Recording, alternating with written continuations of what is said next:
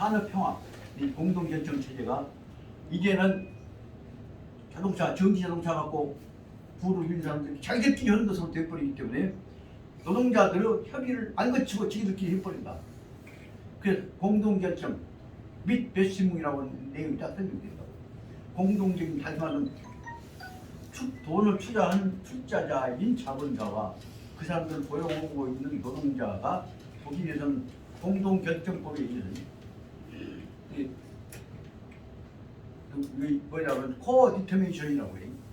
공동결정체제에 의해서 노동조합이 50%의 영향력을 가지고 그 다음에 출자자인 자본가가 50% 영향력을 가지고 모든 경영 문제를 노동조합과 주주총회가 공동적으로 결정해왔던 것이 독일의 산업민주주의 전체의 공동결정법입니다.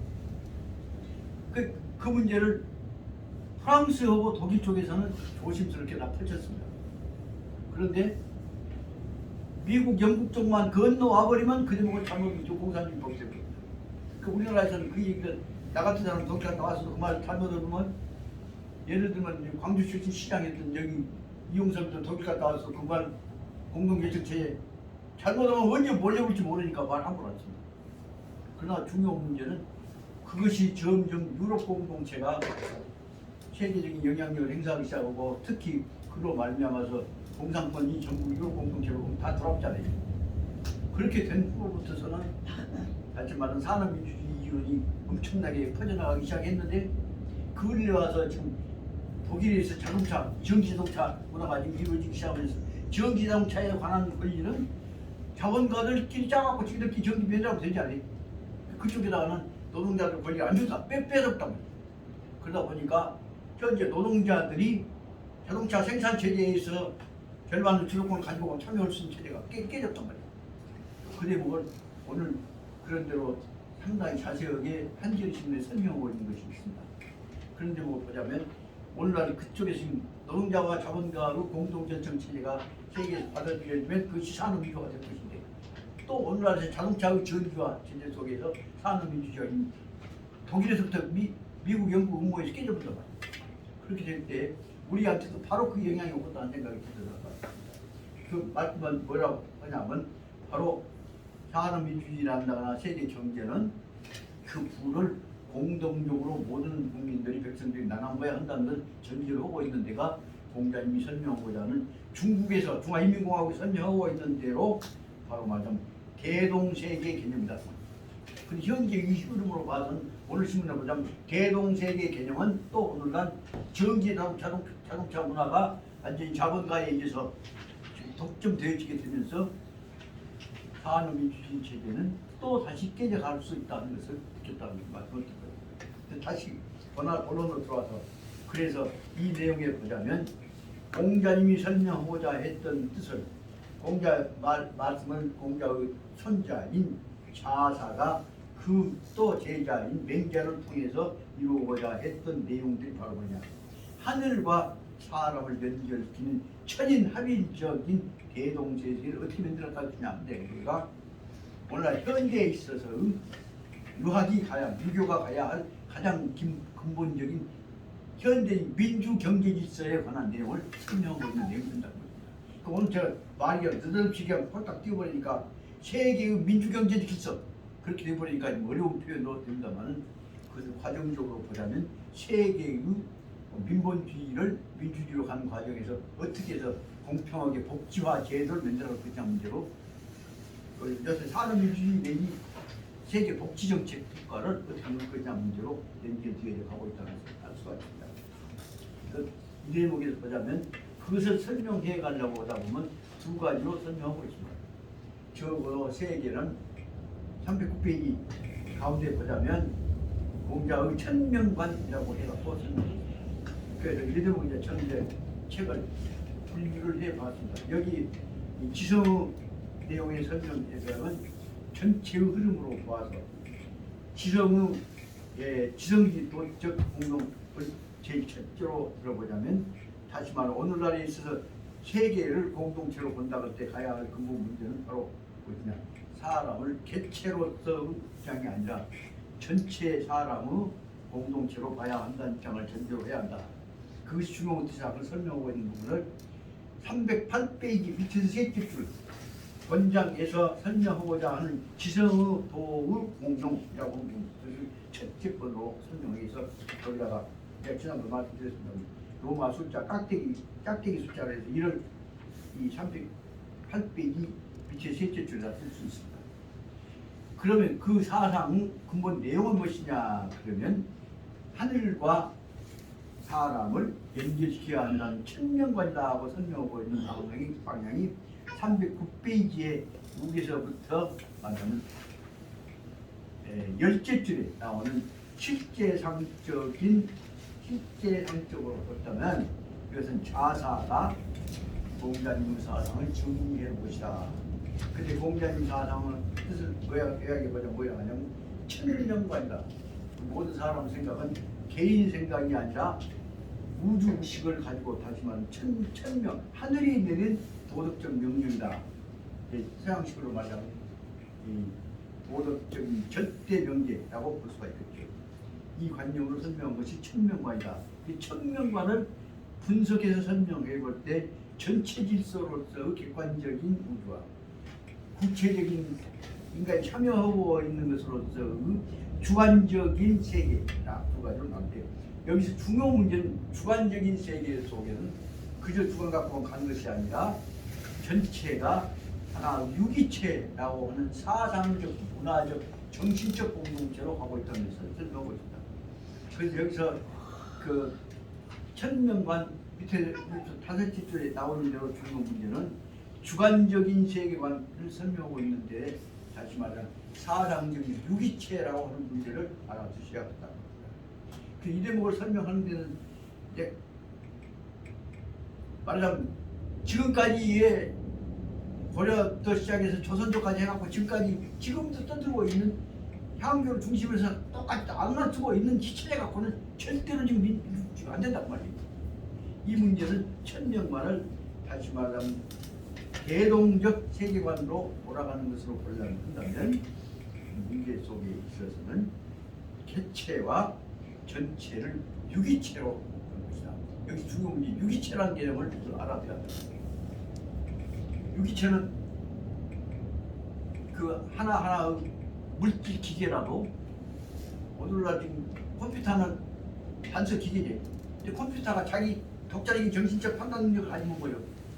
컴퓨터가 주체적 영역을 생각하다. 요즘 컴퓨터가 봐도 되게 잘 뜬다. 그런 생각에 그때 대두된 개념이 뭐냐면 이제는 기계적인 사고가 아니라 주체적인 사고를 하는 내용이 된단 말이다. 그것을 말하면 유기체라고 합니다. 여기서 말하면 지성이라고 하는 내용으로 지극은 성인이 아니라 지극은 정성이라는 개념으로 사고 사상적 주체로 발전됐다는 내용은 중요한 내용은 무엇이냐? 이것은 개체적인 유기체가 아니라 여럿이 모아놓은 것들이 하나의 유기체가 되었다는 뜻을 설명하고 있습니다. 여럿이 모아있는 것이 유기체가 되었다. 사실 사람은 단체가 유기체가 되었다. 그때 중요한 내용이 아주 중요한 말씀을 들고 있습니다. 민족이라고 하는 것은 개체가 사람 유기체예요. 민족이라는 개체가 다 모아한 거대한 하나의 집단적 사고 능력을 사상을 가질 수 있는 주체가 되는 겁니다. 그 유기체라는 개념은 다시 말하면 민족 개념을 혹은 법인 개념을 어떻게 설명하고 있냐, 단체 개념을 어떻게 설명하고 있냐, 개체가 모아서 하나의 통일된 정신적 능력을 발휘할 수 있을 때 유기체가 됩니다. 중요한 문제는 개별적인 유기체는 무기물에 비해서 유기물이 되면 사람의 생명체에 있는 셰프는 유기체예요. 왜냐하면 자기 운명을 자기 결정할 수 있는 자기 선택 능력이 있기 때문에. 그런데 여기서 말하자면 이 중용이라고 하는 다시 말하면 국가, 민족이라고 하는 사람이 살아있는 사람들의 덩치가 유기체가 된다는 개념을 이해를 해야 한다고 합니다. 다시 말하면 단체가, 조직체가 유기체가 된다는 것입니다. 그 조직체가 유기체가 되어 있는 가장 대표적인 사람의 단체로서 유기체가 무엇이냐? 제일 큰 대표적인 사람 단체로서 유기체는 일단 지금까지 뭘로 봤냐? 그러면 민족이라고 하는 것을 주체로 봤습니다. 그래서 민족주의자들은 민족이야말로 역사의 주체가 된 개체가 아닌 하나의 인간적 인류 집단이 모아서 역사적인 주체 역량을 수행하기 때문에 하나의 정신력을 발휘하기 때문에 민족이라는 유체다. 그 민족을 쓰고 있는 그 사람들의 정신적 주체를 뭐냐 하면 그것을 민족 정기라고 한단 말입니다. 그걸 말 독일말로 하자면 영어로 하자면 민족이란 말을 그래서 뭐라고 설명하냐면 폴크 피플이라고 합니다. Spirituality of the people, 그것을 민족 정기라고 설명합니다. 그 독일말은 뭐냐면 폴크스 가이스트란 말을 쓰고 있습니다. 그 말하자면 한국에서 가서 도미스 제일 많이 떨고 온 사람 중에서 제가 그걸 얘기할 수 있는 게 뭐냐면 그 사람들이 피플이라는 말을 폴크라고 합니다. 폴크 PF 분자가 FPF 발음한다. 이게 폴크스 AK입니다. 폴크스 가이스트란 말. 가이스트란 말이 말하는 스피리추얼리티라는 겁니다. 스피리트 뜻입니다. 우리말은 혼이라고 하죠. 그래서 중요 문제는 여기서 말하자고 얘기죠. 여기서 설명 않고 있습니다만은 또 이제 도미스 사고하고 연결되어 있습니다만 중요 문제는 사람들을 뭘로 보냐? 유기체로 봤다 합니다. 유기체를 뭐라고 영어로 설명한다? 이 교수, 유기체를 영어로 뭐라고 설명해? 유기체 뭐라고? 유기체 뭐라고 했습니까? 오르간이라는 말을 써요. 그래서 유기체라고 하는 그 유기체가 오르간이 수상명사가 되면 오르가니즘이 됩니다. 오르가니즘이라고 하는 것은 다시 말하면 하나의 생명력이라고 하는 개념이 됩니다. 그러니까 다시 말하면 민족은 개체를 떠나 전체 하나 덩어리가 되어갖고 자기 독자적인 유기적 기능을 유지할 수 있다는 뜻입니다. 이 대목에서 지금 그 디르케라고 하는 독일법자 대표적인 사람이 내세우고 있는 것이 뭐냐? 민족이 갖고 있는 것은 민족은 폴크스 가이스트라고 하는 가이스트 정신이 있는 유기체라고 본 거죠. 그래서 나중은 이 독일 민족주의의 개념은 뭐냐? 그러면 바로 말하자면 게르만 폴크스 가이스트를 가지고 있어요. 그것이다 말이에요. 그것이 뭐라고 했습니까? People's Opinion이라고 할까? 그런 뜻으로 설명할 수가 있습니다. 이 내용을 가지고 설명하다 보니까 이 속에는 중국에서 어쩔 수 없이 하늘이라고 한 것과 그 개체 사람이라고 한 말을 연결시킨 작업을 만들어가려고 옛날 2500년 전부터 공자님이 생각했던 것이죠. 그것이 뭐냐면 전체를 모은 것은 하늘이라고 하고 그 구성원들은 개체를 뭐냐면 인이라고 한 것이다. 그 천과 인을 연결시킨 작업을 만들어가려고 했던 것들이 아까 얘기했던 대로 디르케가 얘기했던 대로 민족이라고 하는 개념으로 연결됐단 말이에요. 근데 그때 공자님 때는 민족이라는 개념이 안 나오잖아요. 그렇기 때문에 오늘날 해석해 볼 수 있는 것은 여기서 말하자면 세계에 있는 모든 인간들을 하나의 유기체로 와야 한다는 것까지가 지금 조심스럽게 중국 사람들이 모르는 개념을 독일법 개념 갖다가 끄집어내서 설명하고 있는 거지. 그 중요한 내용이 바로 뭐냐면 유기체인데 유기체는 무엇이냐? 유기체의 정신은 하늘이 준 것이다 라는 말로 산잘 설명해갖고 전통사상하고 새로운 현대사상하고 연결시키려고 여기서 말하자면 사회적 공동체 개념을 설명하고 있습니다. 그러면 거기서 바로 유기체가 되려면 천명을 받아들이는 사람이 사명감을 가지고 받아들이고 있다. 그 대목에서 이제 그럼 어떻게 사람이 천명을 어디서 받냐?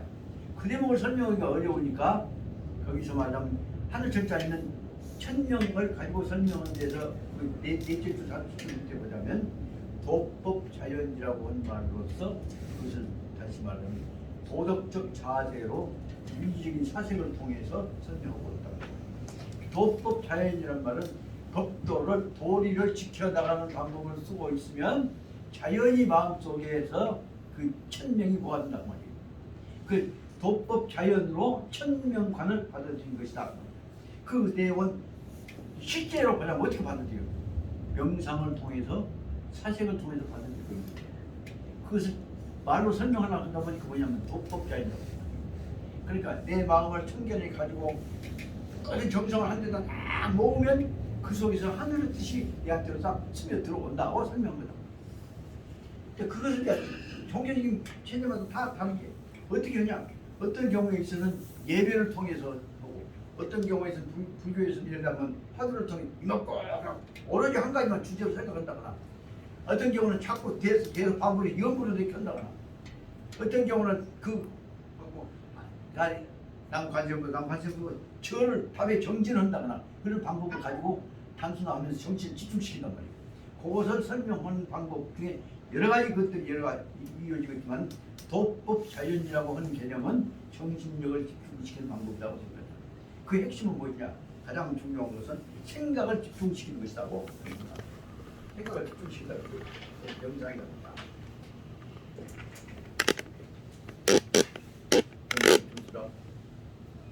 예선 6개. 이때 예선 6. 아니 예선 6. 이건 그래 일단 예선 6. 그럼 조용히 눈을 감고 생각하면 이 속에가 자연히 천빛이 들어온다. 이렇게 그 방법들이 이제 여러 가지로 만들어 갖고 있는데 불교 쪽에서는 독사 뭐라고 하냐면 연부를 통해서 마음속에서 부처님의 모습을 기월 그려간다고 생각한다. 그래서 그런 식으로 생각하다 보면 중요한 얘기 뭐냐? 어떻게 되면 우리들의 마음을 전체의 마음을 하나로 통일시키자 하는 데가 핵심이 있는 것이다. 그래서 이것을 가지고 만들어진 것들이 바로 뭐냐? 대사명감을 가지고 생각하고 있는 것들이 하나로 통일되어지게 했다. 그래서 하지만 개인적 이기주의를 극복해갖고 공동체주의를 만들어가자는 내용이 있습니다. 따라서 여기서 천인 합의의 가장 기본적인 내용은 바로 뭐냐면 공동사상이라고 합니다. 하나로 통합되어진 통합사상으로 하는 것을 전제로 뽑은 것입니다. 그것을 말해서 대도라고 설명을 한다고 설명합니다. 대도는 무엇이냐? 대도로 접근해가는 방법을 설명하고 있는데 그 내용이 바로 어떻게 하냐면 자기를 확대시켜서 남과 일치하게 하는 것이라고 설명하고 있습니다. 그래서 여기 309페이지 우리서부터 열째부터 나오는 천명관 공자의 천명관을 있는 한말로 말하면 나 개인의 생각을 다른 사람들과 통일해가지고 어떻게 하면 하나의 보편적인 생각으로 이루어져 갈 것이냐. 보편적인 생각으로 이루어져 가는 것을 우리는 설명을 어떻게 설명하냐면 하나의 생각이 다른 사람들이라 보고 틀릴 때 그것을 뭐라고 하냐면 이념이라고 합니다.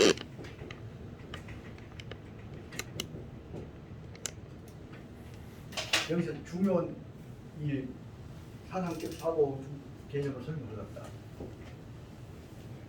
이래야라고 하는 것은 우리는 정신적 자유가 마음속에 있다고 생각합니다. 근데 이래가 절대로 존재하냐 생각해 보니까 어떤 사람도 어떤 생명체도 사고 자유가 있는 거 아니죠. 공자님 있다고 하지만 그런데도 있다고 생각하고 해왔는데 아니야. 사고는 절대 자유적인 것이 아니라 사고는 지가 배운 대로 느낀 대로밖에 모른다. 여기서 나온 개념이 이래의 개념하고 비교되는 이래 아가 아니라 이래오 로기라고 하는 말로 쓰게 되습니다. 이데올로기란 말. 이데올로기하고 이래하고 자유하고 차이가 어디가 있냐? 이것은 어디가 있어? 이래는 자유롭다고 생각했는데 보니까 이래는 절대로 자유로운 것이 아니라 배운 대로 느낀 대로 밖에 안 된다. 그 다시 말하면 사고 능력은 모든 사고는 사상을 모두가 다 자기 주어진 상황에 영향을 받는다. 그렇기 때문에 이데올로기란 말은 뭐라 하냐면 그냥 있는 것이 아니라 사회적 이념이라는 말로 합니다. 사회적 사고 능력이요. 그것은 뭐냐? 주어진 대로 다 한쪽으로 통하죠. 공산주의 사회에서는 전부 공산주의로만 가. 자유주의 사회에서는 전부 자유주의로만 가. 자본주의는 전부 자본주의로만 가. 그 민족주의 한다고 뭐 혁명한다고 저 혁명은 반대편 다 때리 죽이는 방향으로만 가. 그렇게 보자면 사회사상 이데올로기란 말은 사회사상이란 말로 그걸 번역을 합니다. 이래에는 자유주의, 자유정신이라고 해요. 이래의 자유는 이데올로기를 통해서 보자면 절대로 자유스러운 것이 아니에요. 배운 대로만 가. 그러니까 말하자면 현재 한국에서 유교는 뭐죠? 공자님, 명자님 사상 저지하라고 복 받으라고 그러면 저지하고 제사세지는 다 받을 것만 가. 해난 대로 하면 그 사람 죽여버릴 거야. 그러다 보니까 문제는 이래라고 하는 개념은 다른 말로 하면 사고는 뭐냐? 결정론이라고 해요. 해난 대로 할 뿐이야. 이것은 자유요. 자유론. 그러니까 사상 큰 차원에서 그냥 정치적인 자유가 있는 것과 없는 것과 차이가 보자.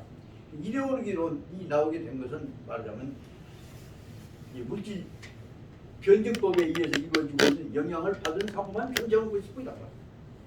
그러다 보니까 이 두 개가 대립되어진 것으로 봤는데 오늘날 와서는 이데올로기를 훈련시키면 그 이데올로기가 되고 이데올로기 또 다른 거 합쳐서 또 훈련시키고 변질적 같다고. 그래서 이데와 이데올로기를 통합시키는 방향으로 연구를 하자고 설명하고 있는 것입니다. 그래서 말하자면 두 가지로 생각합니다. 이미 칼 막스가 설명하고 있는 내용 같은 것은 이미 자본가들은 이익을 위해서 사람 죽이라면 죽인단 말이에요. 이렇게 이 마음대로 자유가 있는 것이 아니다라고 설명했다가 결정하면 된다. 그래서 하지만 오늘날 와서는 이데와 이데올로기를 조절해서 좋은 방향으로 훈련시키자는 이론으로 만들었다고 볼 수가 있다. 이런 생각을 하다 보면 앞에 있는 대로 여기 공자님이 말씀하시고자 하는 천명관이라고 하는 것은 뭐냐? 이데올로기에 의해서 이미 누구든 종이 되어갖고 예를 들면 시민 지역에서는 가 죽이라 그러면 뭐든께서 손못 그건데 아니다. 그것을 모아서 다 훈련시키면 천명으로 순화될 거 아니냐 생각을 가지고 있기 때문에 이데올로기를 나쁜 결정적 이데올로기가 아니라 이데적으로 순화시키자 하는 내용을 전제로 한 것이 공자님이 만들고자 하는 다시 말하면 대동 세계 그 평화관이다 말입니다. 그러니까 오늘날 실제에 있어서는 인간이 훌륭한 인류 평등한 이상사회를 만들어가자 한 것이 이데올로기냐 이데냐 그것을 글에 와서 뭐라고 설명하냐면 평화주의, 인류 공동체주의적 이데올로기라고 하는 말로 표현한다는 말입니다. 그 다시 말하면 원래는 그 개념이 없었는데 시킨 대로만 간대. 시킨 대로만 가는 것을 좋은 방향으로 훈련시키면 좋은 방향으로 사고 훈련된다는 생각을 묻어 있단 말이에요. 이런 뜻에서 이루어진 것이다. 그렇게 보자면 공자님에 의해서 이루어지고 있는 게 뭐냐? 너 혼자만 잘 나가지 말고 이건 다 하늘이 낸 공동체다라고 하는 방향으로 생각해라. 그것이 이데올로기야 이데예요. 그것이 바로 말하자면 이데올로기적 방법으로 이데를 더 순화시키자. 다시 한번 이데올로기를 이데의 방향으로 순화시키자는 것으로 이루어진다고 볼 수 있는 거죠. 그런 점에서 보자면 오늘날 이루어지고 있는 우리 중용사상은 뭐냐? 중용의 인류 공동주의로는 이데올로기적 방향을 큰 차원에서 통합시켜서 이상적인 이데의 세상으로 이상주의적인 이데올로기를 만들어가자. 그렇게 생각해 볼 수가 있다. 그래서 만든다고 보니까 이 내용들에서 구체적으로 어떻게까지 가려고 하는 것이냐 그러면 공자님은 대동세계에 관한 내용들을 설명하고 있는 것들이 그 다음에 설명되어 있습니다. 그 지난 시간에 어디까지 설명했었냐 그러면 이 310페이지 쪽에 선택 2부까지 설명했습니다만 다시 여대목을 설명하다 보고 연구하다 보니까 아주 엄청나게 어렵고 복잡해요. 내가 지금까지 해왔던 이 사회과학적 내지 이 사고방식 다 잊어버렸는데 독일법 전체 이론에 관한 모든 체계가 다 이거 동원돼야 돼.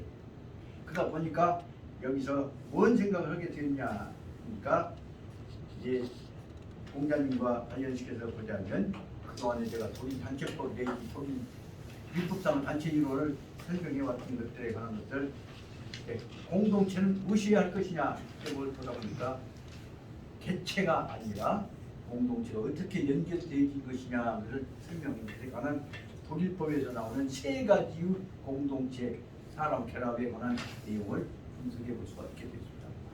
하나는 무엇이냐? 그럼 우리나라 마찬가지다. 아버지가 가지고 있는 재산, 아버지 돌아가시면 어떻게 합니까? 현재 보면 어떻게 합니까? 가령 이건희가 지난번에 죽었습니다. 그럼 이건희 죽으면 재산 어떻게 납니까? 원칙적으로 자식들끼리 똑같이 분분합니다. 그것보다 공유물 분할이라고 합니다.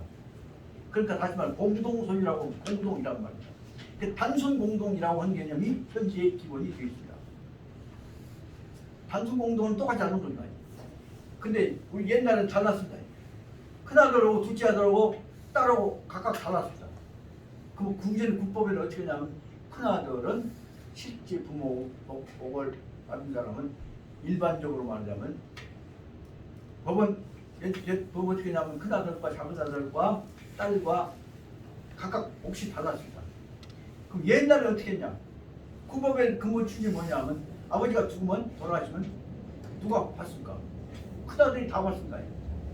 다 받아가고 큰아들이 옛날 법도에 따라서 다 큰아들이 알아서 띄워줍니다.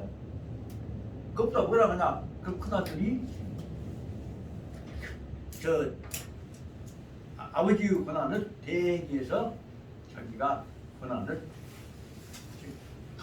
가족의 총 감독권을 자기 마음대로 시행을 했습니다. 그것보다 가족 상속이라고 합니다. 아버지 권리를 아들이 큰아들이 상속받은 것입니다. 그렇게 보면 뭐냐? 집안이 망해서는 안 되니까 그래갖고 제일 많은 재산을 누구를 줘? 자기로 차지하고 또 자기 큰아들 목적 또 정해줘. 그러니까 쉽게 말하면 장자상속이라는 말을 썼습니다. 장자상속이라는 말 그건 이제 법이 없으니까 장상부 아니에요. 그래서 조선조 때는 경국 때는 뭐라고 하냐면 자손들 간에는 근본적으로 복선 다 똑같이 평등하게 나눠준다. 어떻게 나누냐? 아들과 딸이 군분 상속입니다. 상속이라는 말을 쓴다. 근분 균등 분배입니다. 그리고 나서 딸과 아들도 균등 분배입니다. 큰아들과 작은아들도 균등 분배입니다. 다만 부모를 모시고 있는 큰아들한테는 경국대전이 얼마 주냐면 다른 아들 몫이 다른 자식 될 몫이 5분 그 5%를 더 준다고 설명했습니다. 그 5분을 5%로 볼 것이냐 50%로 볼 것이냐에 관해서 해석상 불분명했지만 법은 5분을 가분을 거기다 더 준다고 설명했습니다. 그런데 그 대목을 경국대전이 그렇게 정해놨는데 그 위에 일본놈이 들어오면서 취입하고 짜갖고 딱 해석에 바꿔봅니다. 일단 그렇게 나누기로 하되 그것은 분배에 관한 기준으로 정한 것이고 나눠주는 역할은 아버지 대신은 큰아들이 합니다. 그것입니다. 가족권이라고 했습니다. 가족권 체제 갖고 결국은 조선왕조 체제하고 일본 사람들 체제하고 결합되고 맨날 이것이 뭐냐면 사실상 장자에 의해서 권한이 계승이 되어갖고 장자가 균분 떼주고 않고는 아버지 권한을 설명하셔서 얼마나 맞섰느냐가 달려있을 겁니다. 그러나 법 취지는 근본 취지는 뭐냐 하면 장자하고 아들하고 딸하고 균분으로 똑같이 액수 비율을 나눠가지고 분배해 주도록 조선왕조 때의 경국 때에 되어 있는데 아무도 그대로 집행을 안 했습니다. 그대로 해석도 않고 있습니다. 내가 이제 그 법제사 때 근분 분할 원칙으로 되어 있다. 상속은 이제 죽은 다음에 죽으시 상속이고 그것은 말하자면 아버지가 살아계실 때나 아버지가 돌아가셨을 때나 자손들한테는 그 몫은 근분으로 분할되어진 것이다. 그것이 경국대전의 뜻이다. 라고 해석을 해왔단 말입니다. 이게 너무 끝나갔습니다. 그런데 그 다음에 있어서는 그 후에 이제 지금 하고 현재 법에 있어 뭐냐 그러면 단지 부모를 모시고 있었을 때는 조금 더 지분을 더 주고 그다음에 아들이나 딸이나 똑같이 다 똑같이 근분 분할을 근분 상속으로 바꿨다. 근분 상속이란 말은 그 다른 말로 하자면 뭐냐 그러면 분할 전공은 똑같이 분할하게 됩니다. 그로 말미암아서 옛날 딸들한테 아들들한테 똑같이 준다고 했기 때문에 딸들이 시집갈 때 바로 띄울 수가 없잖아요. 그러니까 시집가면 가서 친정에 와서 애기 낳았고 데리고 갈 때 자기 시집으로 떠나가면서 자기 몫을 챙겨갖고 가기 시작합니다. 그러면 어떻게 하냐? 안 가고 그냥 친정에 붙어서 친정에 집안을 그 살아본 사람들 있죠. 그럼 그걸로 인해서 친정에서 옛날 말하면 처가살이 했다 말해버리는데 친정 재산을 마누라가 상속 받아가지고 없는 놈 출세해갖고 처가 또 봐갖고 거기서 산 내용이 되어버렸다. 그러다 보니까 그놈이 출세해버리면 그놈이 출세 빨아갖고 처가집 재산 다 먹었잖아요. 그런 방법들을 키워왔는데 중요한 문제는 다 옛날 그 처가 쪽으로 잘됐다고 했던 내용은 뭐냐 그 자기 처한테다가 다시 말해 그 부인이 시집올 때 가지고 오는 직참 재산 가지고 오는 재산 몫이가 아들들하고 딸들하고 똑같으니까 그놈이 굉장히 이제 똑같이 그러다 그런 출세해버리면 이제 그런 다음에 차지해보시다. 그런 내용들이 바로 말하자면 옛날 제 법제에 의해서 보자면 근분 상속제도 혹은 근분 분할제도였다는 사실을 알아야 되는데, 그런 내용으로 보자면 여기서도 대동사회의 대동체계가 된다 보면 전체 누려야 할 몫은 모든 구성원들한테 근분해야 한다는 내용이 전제가 되어야 합니다. 문제는 이제 근본적인 중요 문제를 문제로 던지려고 합니다. 오늘날 우리 사회가 민주주의 국가가 되려면, 복지국가가 되려면 국가의 전 재산은, 국가 구성원들 전 모든 사람들은 공동 재산입니다.